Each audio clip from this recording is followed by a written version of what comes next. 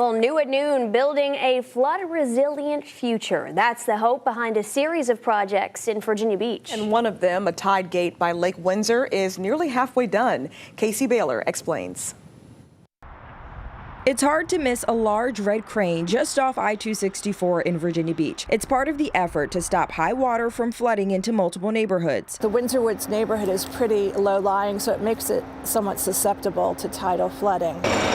Steps away from Mount Trashmore lies the Windsor Woods Tide Gate project. Basically goes up and down. It blocks the tide from coming in. Project manager and city civil engineer Elizabeth Arnold says project design started back in 2018 and construction began roughly a year ago. Arnold says a total of 4 tide gates will be built at Lake Windsor. 2 are already completed. And then you might ask, what about the rainfall? Well, we have pumps that will pump the rainfall around the tide gate. Officials are also working on improvements to Thalia Creek and Lake Trashmore. It's part of the city's flood protection program, where city staff have several other projects brewing. This area is interesting in that it can drain several different ways. So we just started what we call the mega bundle, which is 7 projects. She says projects in the Princess Anne Plaza and the Lakes neighborhoods are similar to the one at Windsor Woods. Arnold calls this an exciting time as they work to improve the area. I know that residents now understand that their area floods, but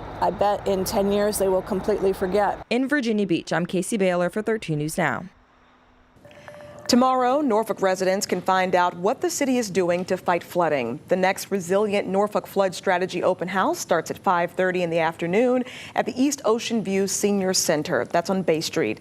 Officials plan to explain how residents can protect their property, and they'll give an update on projects designed to mitigate flood risks.